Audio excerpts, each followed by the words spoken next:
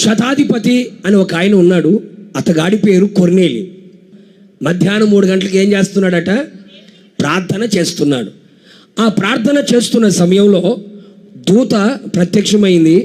నీ ప్రార్థన వినపడింది, నీ ధర్మకార్యాలు దేవుని దగ్గరికి చేరాయి అన్నాడు. అన్యజనులే వచ్చారు. ఇప్పుడు పేతురు వాళ్ళను చూచాడు.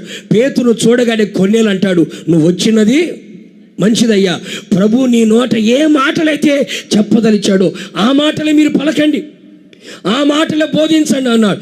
కొర్నేలు ఇంటిలో ఒక సంఘం స్థాపించబడింది. ఒక రోజున ప్రభుని లెక్క అడుగుతాడు.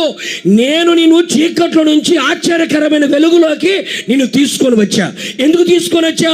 ఆయన గుణాతిశయములను ప్రచురము చేయడానికే నిన్ను తీసుకొని వచ్చాను కదా. ఎంతవరకు? నేను, నా భార్య, మా అమ్మాయి, మా అబ్బాయి, మా ఇల్లు, నా బండి, నా కారు, నా ఉద్యోగం, నా వ్యాపారం సేఫ్ అని అనుకుంటున్నావే కానీ నశించిపోతున్న ఆత్మలకి సువార్తను ప్రకటించాలి.